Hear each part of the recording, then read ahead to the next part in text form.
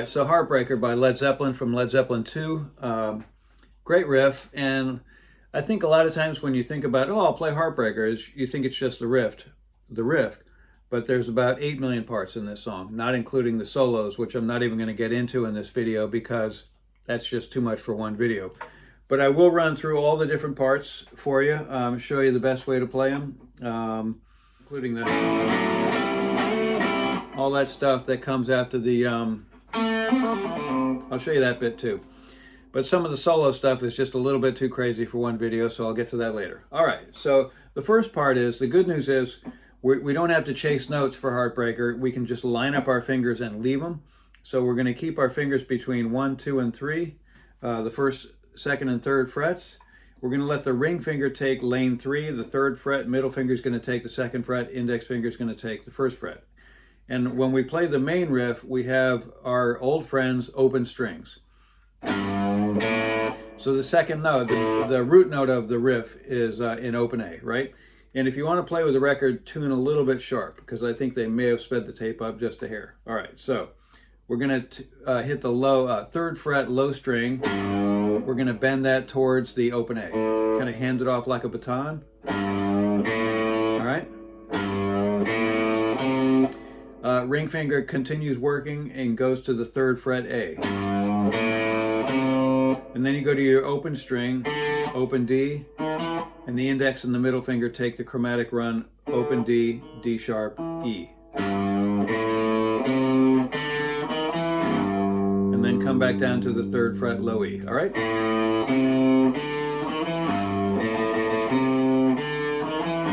When you do this part, let's go down, up, because that's the most efficient way to do notes that are quick. If you go with your all down strokes, that's too much like a hammer. Let's make it more like a pendulum. So, all right, and then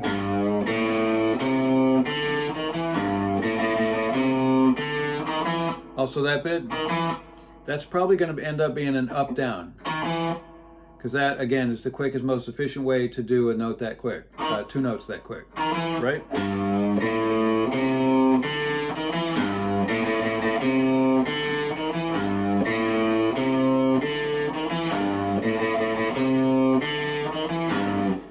All the other notes that are quarter notes, you can do them just with downstroke, nice and comfortable.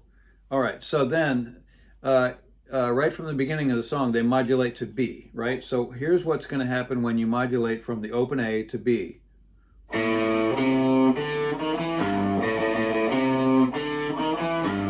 You've got your ring finger at low string 3rd fret, and your index finger, which is free, not doing anything at the moment, he's going to go to A 2nd fret. And that's where we're going to start the modulation. Now we don't have any open strings, so we have to fret everything. So the way to do that is each finger takes a lane. We're going to go from 2, 3, 4, 5, the 2nd to the 5th frets, and 1 finger in each lane.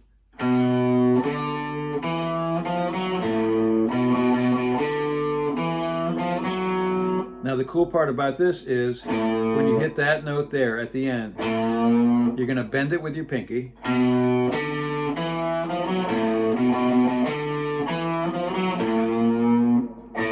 then go back to the open A, put your fingers between the 1st and 3rd fret, and you've got that open A string to get your hand set. So you're going to go.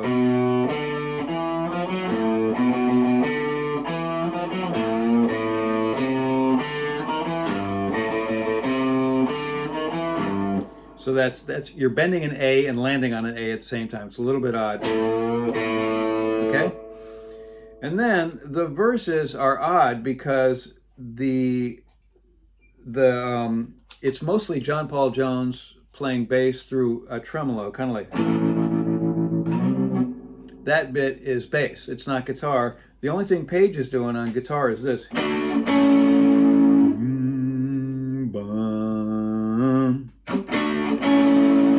But if we're playing the song by ourselves in a room, we just want to play everything. So let's try to do that. I'm going to give myself a little bit of tremolo, pretty quick.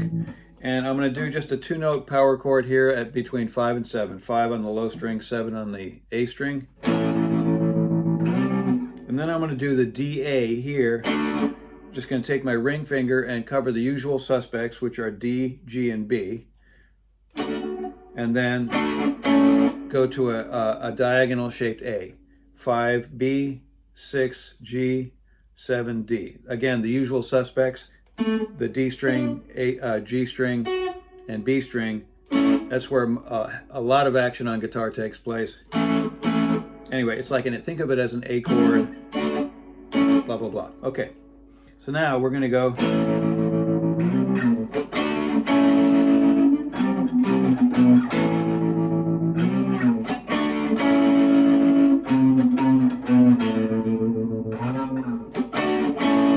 Basically what John Paul Jones is doing, he's going from the 5th fret up to the 8th fret, A to C, right? Answered by Page. If you don't want to bother with all that tremolo stuff, you don't have to.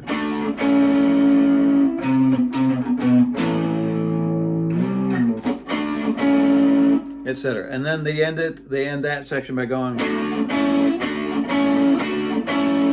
3 DAs in a row. Then they go to they run through the riff, the modulation, do another verse.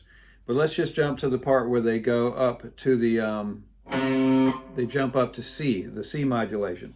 Again, we're going to have all our fingers taking a lane. We're going to go from 3 up to 6.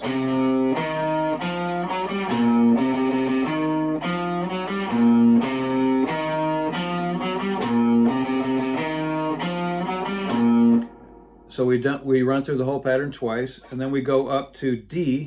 Just run your fingers up, same form, and do the pattern once.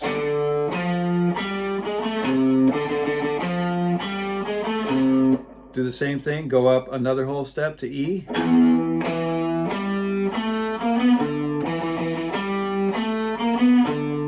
And then right there, you're going to take your index finger, which is already at the 7th fret, and you're going to go to the G string. Your ring finger is going to cover the D string, and you're going to do, he does this little riff.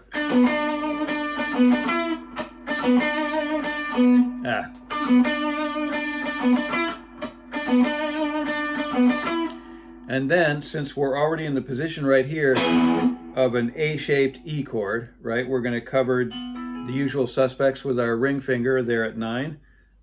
We've got our open low E string and covering the 7th fret with our index. He's going to do this for 11 counts. 1, 2, 3, 4. 1, 2, 3, 4. 1, 2, 3. Right?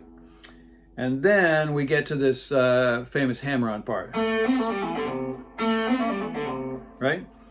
So this is, again, we're going to line our fingers up between 2 and 5. The ring finger doesn't get any action.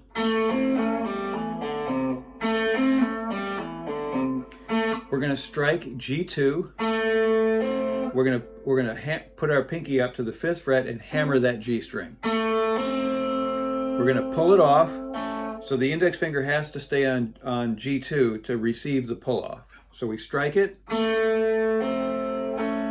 it off, and then we take our index finger, pull that note off too, and then index hammers on D2, pulls that off, and middle finger lands on A3 or C. Now when you do pull-offs, it's not just lifting your finger off, it's going to the side, like,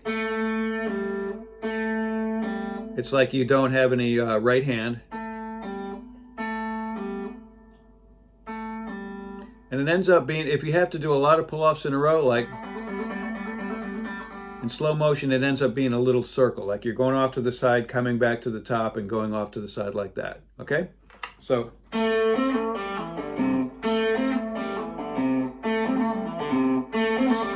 all right, and then he does that only a few times, and then he goes.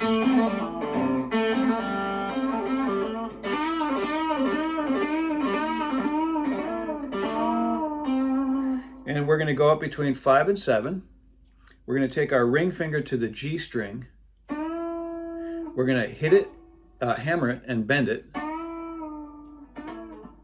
And bring it back down to unbent. Pull it off, and pull off the index.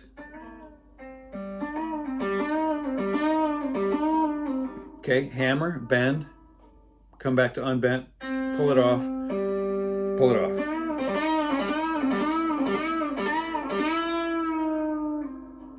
And then this whole bit, I'll do in another lesson, all that lead stuff, if I can ever figure it out. Okay? So he does, and then we get to this part.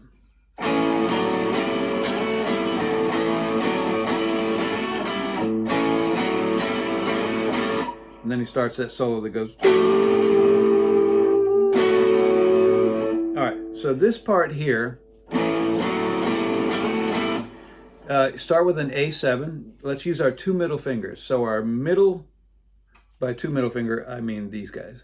Take our finger that's normally called the middle finger to D2, and take our ring finger to B2. All right, so that's an A7.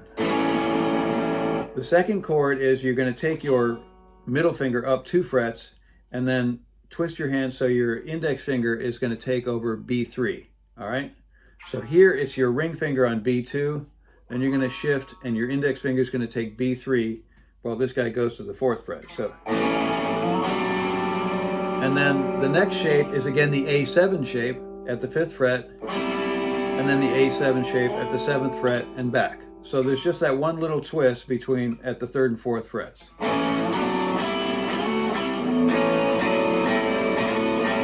So then when he starts his solo, that whole thing, the guitar part underneath it switches too.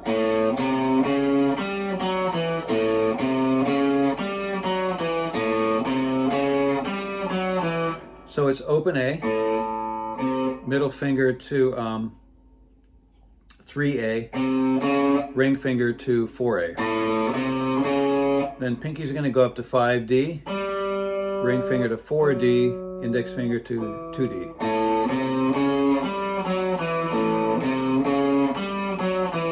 Come to think of it, that's a great little exercise to use all your fingers if you're not used to using your pinky, etc.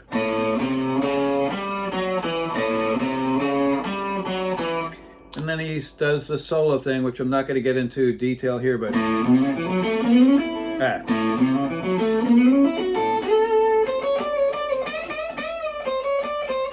that whole thing. And then it ends up with, you know,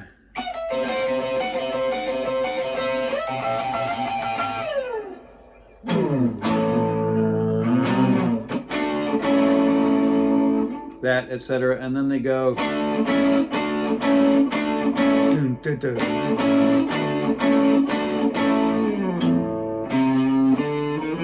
etc.